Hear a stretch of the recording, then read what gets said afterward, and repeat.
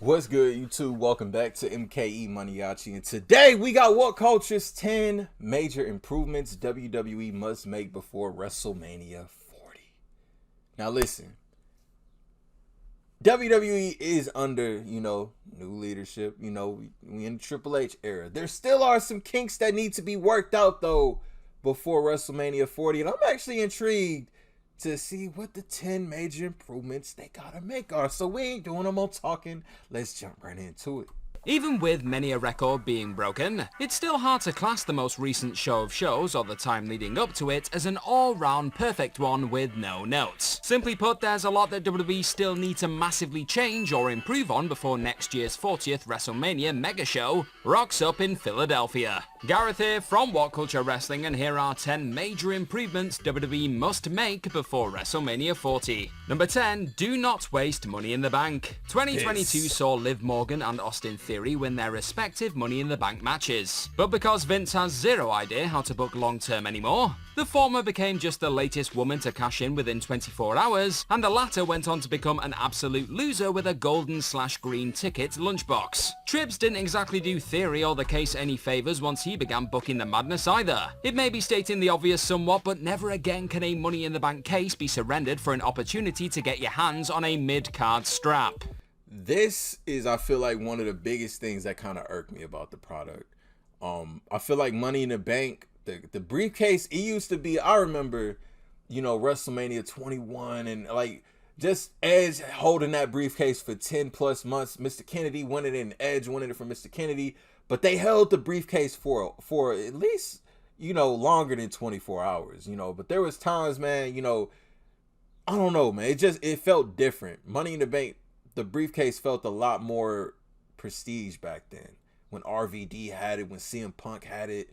Man, it just felt like, man, you never knew when they were going to cash in. Theory held his for a while, but only to cash in for the United States Championship. Like, that should not be allowed. It should be for a world title. No disrespect to the U.S. Championship, but yeah. And as far as, like, the women, I feel like the women have been cashing it in pretty quick. Same night, night after type. Same week, and it's like, had them hold on to it for a while. That way when WrestleMania season comes around, you have that other element of surprise, like maybe so-and-so might cash in Money in the Bank on the main event tonight. Much like Seth did in 2015. Like, maybe they could have had Theory keep that, and if Roman Reigns beat Cody Rhodes, people could be like, oh, is Theory coming out? Like, it would just add just a little bit of extra oomph to it, man. I don't know. Maybe they're just picking the wrong people for the contract. I don't know, man. Number 9, more long-term storytelling. We need this. WrestleMania 39 culminated in not one, but 3 well-built grudge matches, with fans being taken on a hell of a journey throughout 2022 and 2023 when it came to both the Mysterio drama and Bloodline's attempts to keep from being split apart from the inside. And what made these stories feel so unique and can't miss was the fact that WWE actually seemingly had a plan for months heading into the biggest event of the year. There were clearly a few other last-minute change-ups along the way elsewhere on the card, of course, but the absolute successes that were Ray teaching his son a Mania lesson and the Bloodline's double main event showing against KO and Zayn and Cody Rhodes proves that there is value in not tearing up every single damn plan the second a crazy billionaire has a change of heart. The hope is that other news stories further down the card will now be given this sort of space to breathe. Sadly though, if Vinnie Mac is back for good, you can all but guarantee it'll be back to relying on his Brock and making it up as he goes along for the foreseeable. I loved, one of my favorite things about this sport and about this company was the long-term storytelling. The Bloodline story, incredible. It's incredible what they did and how they were able to really stretch it out, because we knew it was coming. We knew Sammy and KO were going to team up. Rey Mysterio and Dominic Mysterio, like, Dominic turned on Rey so early on, like September, I want to say it was September last year. And, and they didn't have their match until April, until WrestleMania. Like, just being able to stretch a story out, I feel like that also adds to just, it validates a match. When that match finally does happen. It doesn't always have to happen at WrestleMania, but, I think back to Triple H and Shawn Michaels, when you know, Shawn came back to the WWE and they had this long feud for about 2 years, off and on, but for about 2 years, just beating the hell out of each other, man, until it culminated in Hell in a Cell, a Bad Blood. Like, I just miss that long-term storytelling. And we could be in the midst of another, you know, with this Cody Rhodes story of him, you know, on his road to capturing the WWE Championship. You know, like, it's still there, and I feel like, you know, it's only gonna get better. Number 8. Utilize legends in a more effective way. In Trish Stratus and Lita, you have a pair of stars who have arguably influenced the current generation of ridiculously talented ladies more than anyone else. And more than that, the one-time rivals have both proven they can still definitely go in between the ropes too. But rather than make the most of these Hall of Fame heroes, Trips just shuffled Lita and Stratus into Becky Lynch and Bayley's already tired war at WrestleMania 39. And the end results were predictably as forgettable as the build-up. The same could be said of John Cena's Mania US title challenge too, with not much really being done to hype up Theory's eventual lackluster battle with Super Cena, outside of the Hollywood star completely burying the full-time mid-card company Golden Boy. There's still a way to infuse icons of the he was about to say what I was just about to say. I feel like what he's about to say, and I felt like this for so long, because I feel like they kind of misused the, you know, the veterans, the legends. You know, I know, you know, not everybody wants to see everybody with a manager, but like, you know, the Ted DiBiase, Cameron Grimes thing, you know, I have a Universe Mode series that I've been doing for a few years now.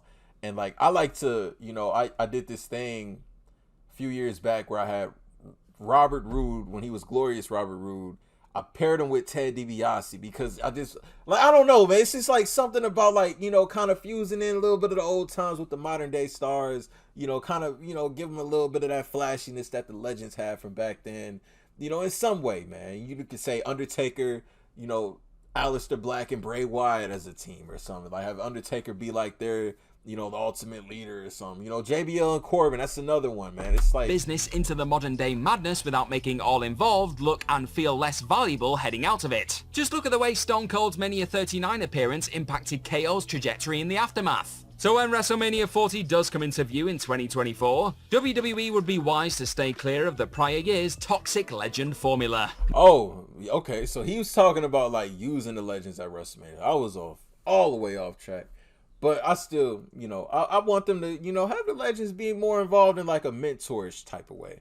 Matches wise, you know, the whole one and done matches, yeah, you know, it's cool for the moment. Like for Kevin Owens' case, like the match was amazing, but like afterwards you're feuding with Elias, Ezekiel, whatever, you know.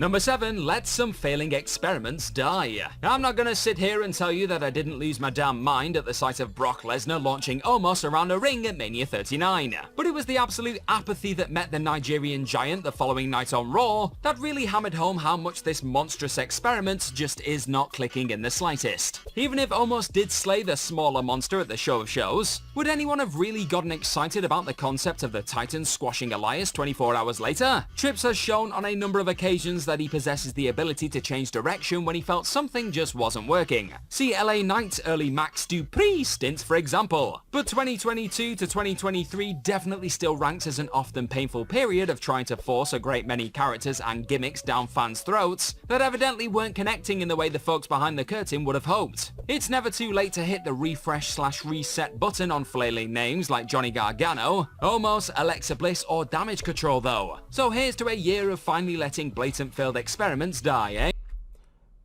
I know what I'm about to say. Not a lot of people are gonna agree with it.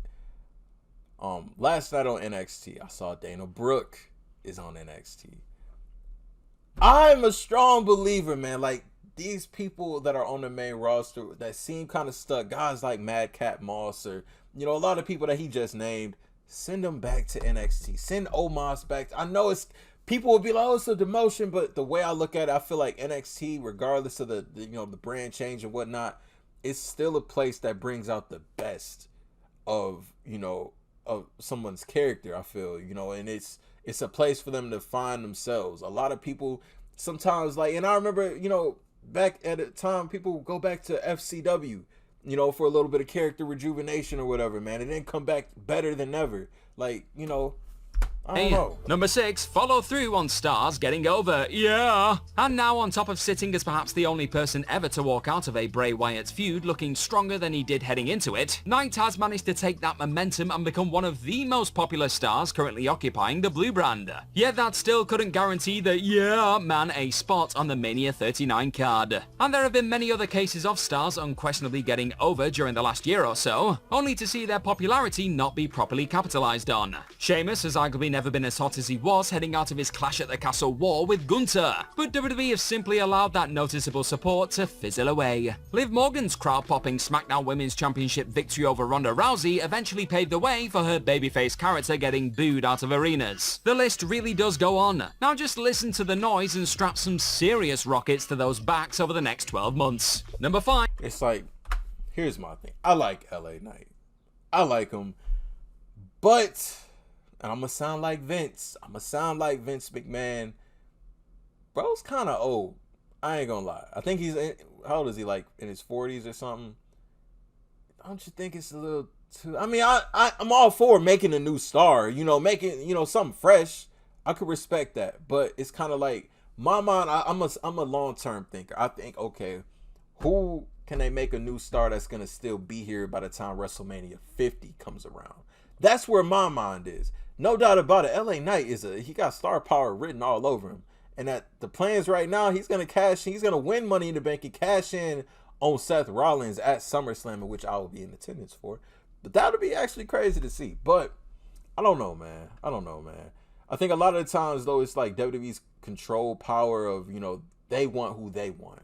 They looked at Sheamus's momentum, was like, okay, that's cool, but Sheamus is a locker room vet. He could make anybody look good. We don't need to push him after that.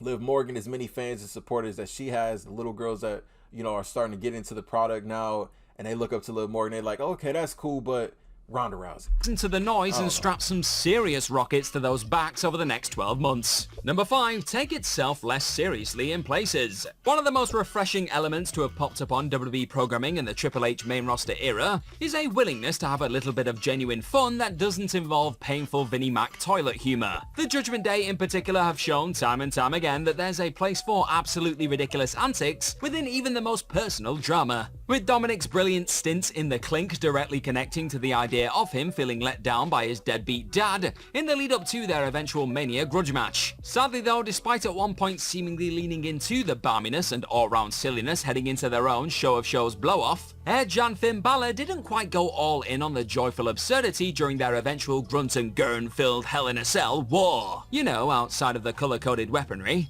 Again, should the story demand it, there's nothing wrong with some high-stakes bouts taking themselves seriously on the biggest stages. But hopefully WWE now have the sense to know that sometimes being a bit gloriously goofy and hilariously insane, without a fart joke or flipped portable loo in sight, is exactly what the people are looking for in their sports entertainment heading into Mania 40. Number 4, Tag Team Championships worth fighting for. A year on from opening both nights of Mania 38 with average to good tag title programs and showings, both those sets of belts were on the line in a match that simply had to main event one of the two LA Knights. Yeah. The job WWE have done I see what he did. in making those straps feel like the second biggest prize in the company over the last year is nothing short of remarkable. This now needs to act as the catalyst for a tag team revolution of sorts over the next 12 months. Instead of just having KO and Zayn float around Monday and Friday nights without a clear direction or rivalry to keep them occupied, fully commit to the super over babyfaces and their belts being a big old deal. And the Mania Tag Team Showcase highlighted exactly how a few units are just waiting to be given some serious tag team storyline meat to sink their teeth into. Sami and Kevin and the Usos have finally opened the door to the actual possibility of the tag division being given the main event spotlight it has been desiring for decades. It's now vitally important WWE don't just revert back to having the belt act as a weekly afterthought, like they have been for much of their existence. This has been one of the biggest problems for WWE was the tag team division. I think this has been something that they've been struggling with at least the last 10 plus years, in all honesty. But I think Kevin Owens and Sami Zayn are the perfect catalyst to lead this revolution. What they're doing with the Imperium right now, man, I'm telling you, we're going to see incredible tag team matches. I mean, we've been seeing incredible tag team matches, but I just feel like they haven't really got the emphasis in that, just the respect that they should be getting. But I do hope though that they eventually split these titles again. I know new championships are coming to the WWE, but you know, at least like give KO and Sammy some time. You know, have them be the team to beat. Man, they bring the best out of everybody, man. Pre-Bloodline saga. Number 3, split the damn belt. Split the titles. Roman Reigns holding both the Universal and WWE I think this video was made before, right? This was made before the new title. Championships made for a glorious visual, sure, but it became painfully obvious in next to no time at all that the company had not really thought through the idea. And it's safe to say the likes of Seth Rollins, Bobby Lashley, Sami Zayn and Cody Rhodes have all likely suffered due to WWE's need to keep Roman's long-running reign ticking along to the big 1,000 days. Once that number is hit, finding a way to get one of those belts away from the island of relevancy has to be a priority. And they did that on the 1,000th day. You know, they gave him one championship. Or maybe WWE will just keep on murdering the momentum of many a potential world champion, then, now, and forever. Number 2. I think for Roman, in Roman's case, him having this championship, he has to lose it at some point. I'm hoping to see him lose it at SummerSlam. Like, I've enjoyed the reign. You know, it's added a new, like, kind of like streak-like thing, like how Undertaker had at WrestleMania. But, you know, it's about time. It's about time, man. You know, he's been champion for over 1,000 days. You know, he already broke a lot of records. Will we ever see a run like this again? Not any time soon. But, yeah, it's about time, man. You know, so many stars in the WWE. They're definitely in good hands. Get the title off of Roman. Keep on murdering the momentum. But now that he got this new championship, you know, he might keep it a little longer. Maybe up until WrestleMania 40. Any a potential world champion, then, now, and forever. Number 2, finish the story. The refusal to allow Cody Rhodes to finish the story at Mania 39 quickly felt like one of the most shocking missed opportunities in WWE history. Triple H would smugly note in the post-PLE press conference that this was merely the end of a chapter. And the story never truly ends in this sports entertainment universe. If that's the case, then what was stopping the company from holding off on pulling the trigger on Cena and Batista's crowning moments at Mania 21, I say? Surely both of those future megastars would have benefited from a bit more struggle and adversity before lifting their first WWE World title, right? There likely won't ever be as perfect a moment to create a new John Cena, Batista, or even Roman Reigns than in that April 2nd show closer. But it's not too late to salvage what remains of Rhodes' once unstoppable momentum. And whether at the biggest party of the summer or Mania 40 itself, Cody's redemption has to be the key focus. If it isn't, then WWE will have entirely squandered both their biggest potential face of the company in years, and any hopes of bringing other top all-elite names over to the sports entertainment side. Yeah. Hear me out. Hear me out. Hear me out. Hear me out. WrestleMania 40. Roman Reigns versus Seth Rollins versus Cody Rhodes, triple threat winner take all. If he can finish the story at WrestleMania 40, hey, I'm all for it though. But if Roman Reigns wins it, we're gonna be backtracking. We're gonna backtrack, but that'll create, like, I don't know, man. I feel like that could be a fire main event for WrestleMania 40, considering WrestleMania 30 had a triple threat match, WrestleMania 20 had a triple threat match. Let's continue the tradition at WrestleMania 40, man. Just saying. Either way, Cody Rhodes needs to win that world championship between now and WrestleMania 40.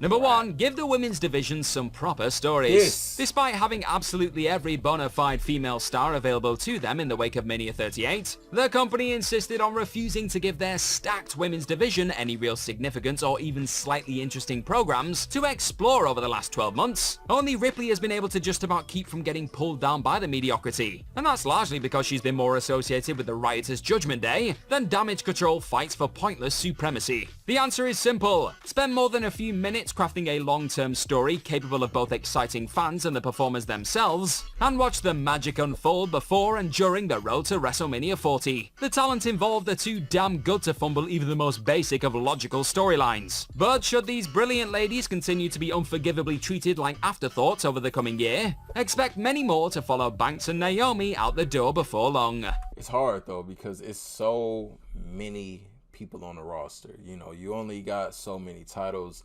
I don't want them to get oversaturated with championships, but the women definitely need a mid-card title. I feel like that'll definitely be like something even fresh for Charlotte to do, or just something for, you know, somebody who's like teetering right there on becoming like the women's champion or the, you know, the inevitable women's world champion that they got coming. Like, good spot for them. Like, I don't know, and figure something out for the damn tag team titles. And that's our list. Know of any other major improvements WWE must make before WrestleMania 40? It's definitely a very interesting list. 10 major improvements WWE must make before WrestleMania 40. Like I said, there's still some work to be done. Link down below in the description leads you right to this video for y'all to check it out in its entirety with no interruptions. And until the next video, I'll see y'all then. Thank you for watching MKE Maniaci. I'm out.